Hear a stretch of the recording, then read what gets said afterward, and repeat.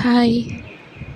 இன்னைக்கு நம்ம ரொட்டீனாக செய்கிற மத்தியானத்துக்கு சாப்பிட்ற லஞ்சுக்கு சாப்பிட்ற ஒரு சாம்பார் தான். அதில் நான் ஒரு 3 காய் போட்டு செய்ய போகிறேன்.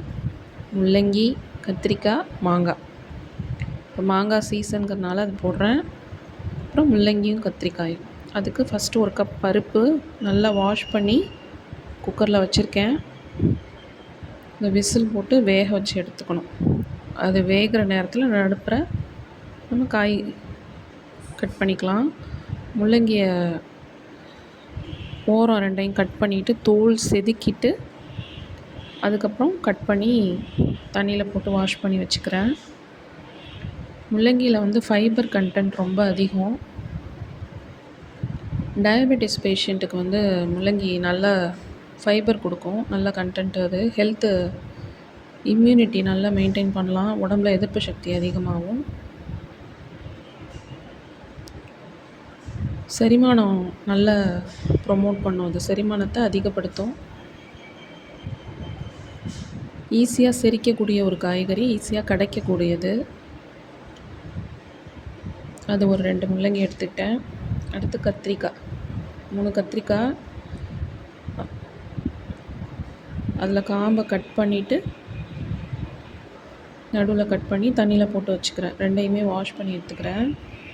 கத்திரிக்காயில் நிறைய விட்டமின்ஸும் மினரல்ஸும் இருக்குது. அது வெயிட் மேனேஜ் பண்ணுறவங்க எடுத்துக்கலாம். ஹார்ட்டுக்கு ரொம்ப நல்லது. முள்ளங்கி வந்து பிபி கண்ட்ரோல் பண்ணும்.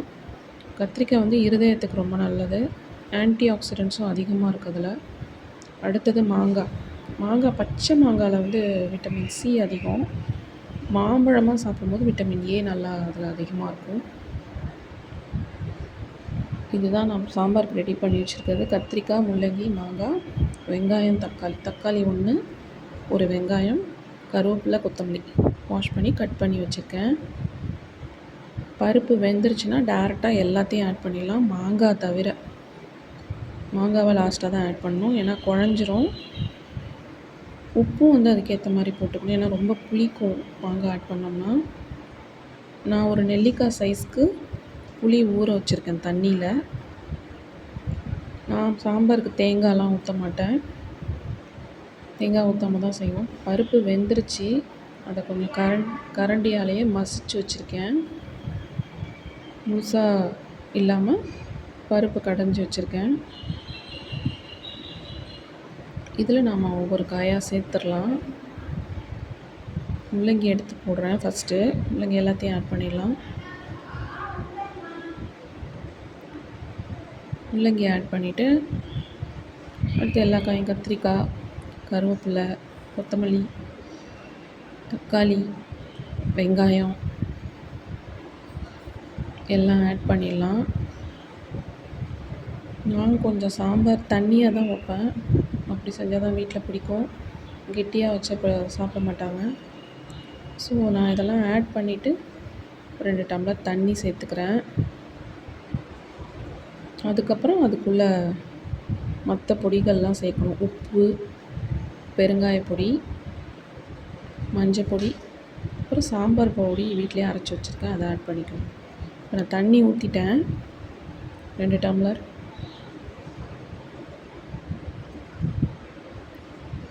அடுத்து பெருங்காயப்பொடி போட்டுக்கிறேன்.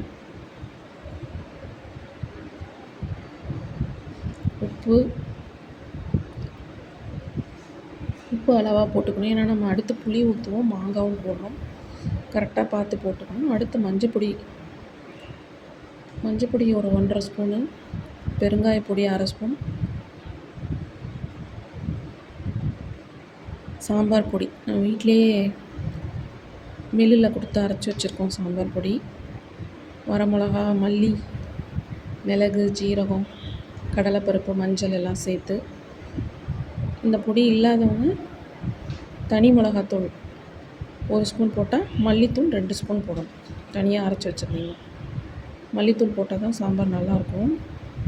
அதே மாதிரி பெருங்காயம் போட்டால் தான் சாம்பார் நல்லாயிருக்கும். எல்லாம் போட்டு கட்டி இல்லாமல் கலக்கி விட்டுக்கணும். மிளகாத்தூள்லாம் அப்படியே நின்றுடும் கட்டியாக. நல்லா கலக்கி விட்டுக்கணும். அடுப்பு மீடியம் ஃப்ளேமில் தான் வச்சுருக்கேன். ஏன்னா பருப்பு இருக்கிறதுனால பொங்கி பொங்கி வரும், வெளியில் வரும். மீடியம்லேயே வச்சுட்டா நல்லா கொதிஞ்சிரும். இப்போ கொதிஞ்சிருச்சு ஓரளவுக்கு. கத்திரிக்காய் கலர்லாம் மாறிட்டு முள்ளங்கியும் கொஞ்சம் டிரான்ஸ்பரண்ட்டாக இந்த வெள்ளை கலர் போய் கொஞ்சம் கண்ணாடி மாதிரி மாற ஆரம்பிச்சிச்சு. இந்த நேரத்தில் காய் வெந்ததுக்கப்புறம் தான் புளி கரைச்சி ஊற்றணும். நான் இப்போ இந்த கரைச்சி வச்சுருக்க புளி ஒரு 1/2 டம்ளர் ஊற்றிட்டேன். மாங்காவும் கட் பண்ணி தான் போட போகிறேன். கட் பண்ணி வச்சுருந்தது போடுறேன். அது கடைசியாக போடுவாங்க, நான் இப்போயே போட்டேன். புளி ஊற்றுறதுக்கு முன்னாடியே மாங்காய்லாம் போட்டோம்னா கரைஞ்சிரும் ஃபுல்லாகவே. அதே மாதிரி காய் வெந்ததுக்கப்புறம் தான் புளி ஊற்றணும். முன்னையே ஊற்றிட்டிங்கன்னா காயெல்லாம் வேகாது, மரமரன்னு அப்படியே இருக்கும் வேகாமல். ஸோ காய் கொஞ்சம் முக்கால்வாசி வெந்ததுக்கப்புறம் தான் புளி தண்ணி கரைச்சி ஊற்றணும். இப்போ மாங்காய் போட்டாச்சு, புளியும் ஊற்றிட்டேன். கொஞ்சம் எனக்கு உப்பு டேஸ்ட் கம்மியாக இருந்ததுனால கொஞ்சம் நான் உப்பு ஆட் பண்ணிக்கிறேன். அவ்வளோதான். இதை நல்லா கொதிக்க விட்டுருணும். கொதிஞ்சதுக்கப்புறம் தாளித்து ஊற்றணும். சாம்பாருக்கு தாளித்தா தான் நல்ல வாசனையாக இருக்கும்.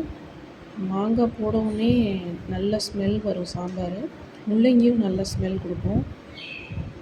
முருங்கைக்காய் சேர்த்து செஞ்சால் இன்னும் நல்லாயிருக்கும். நல்லா கொதிஞ்சிட்ருக்கு. பொங்கி பொங்கி வரும் பருப்பு இருக்கிறதுனால தான். ஸோ நம்ம மீடியமாக ஃப்ளேம் வைக்கணும். எப்படியும் ஒரு 20 நிமிஷம் ஆகிடும் சாம்பார் வைக்கிறதுக்கு. ஒரு சில பேர் இப்போ சொன்ன எல்லாத்தையும் ஆட் பண்ணி முதலே சேர்த்து குக்கரில் விசில் விட்டுருவாங்க. அது எனக்கு சரி வராது. அதெல்லாம் நிறைய லீக் ஆகும் வெளியில். அது நல்லா வெந்துடுச்சு. இந்த நேரத்தில் தாளிச்சிக்கலாம். அதுக்கு தனியாக தாளிக்கிறேன் நான். குக்கிங் ஆயில் கடலை எண்ணெய் தான் நான் யூஸ் பண்ணுறேன். கடலை எண்ணெய் ஊற்றிட்டு கடுகு, உளுந்து, ஜீரகம் கொஞ்சம் கூட போட்டுக்குவேன். ஏற்கனவே நான் கருவேப்பிலை கொத்தமல்லி ஆட் பண்ணிட்டதுனால இதில் போடலை. அதை சேர்த்துடலாம். உருளைக்கிழங்கு ஃப்ரை தான் பண்ணியிருந்தேன் சைட் டிஷ்ஷாக. அப்புறம் மாங்காய் நறுக்கி உப்பில் போட்டிருந்தேன். இதுதான் சைட் டிஷ்ஷு. இப்போ சாம்பார் ரெடி ஆகிடுச்சி. நல்லா சூடாக இருக்கிற சாதத்தில் உருளைக்கிழங்கு ஃப்ரை, மாங்காய் உப்பில் போட்டது, இல்லை ஊறுகாய், மாங்காய் ஊறுகாய், அதோட இந்த சாம்பாரை ஊற்றி நெய் ஊற்றி கொஞ்சம் உப்பு போட்டு சாப்பிட்டா ரொம்ப நல்லாயிருக்கும். ஆனால் நான் நெய் போடலை. ரைஸோட சாம்பார் காயோடு போட்டு தான் நான் இன்றைக்கி சாப்பிட்டோம். நல்லா வந்துருந்துச்சு. நீங்களும் ட்ரை பண்ணி பாருங்கள். உங்கள் எல்லாருக்கும் பிடிக்கும். கமெண்ட் பண்ணுங்கள், சப்ஸ்கிரைப் பண்ணுங்கள், ஷேர் பண்ணுங்கள்.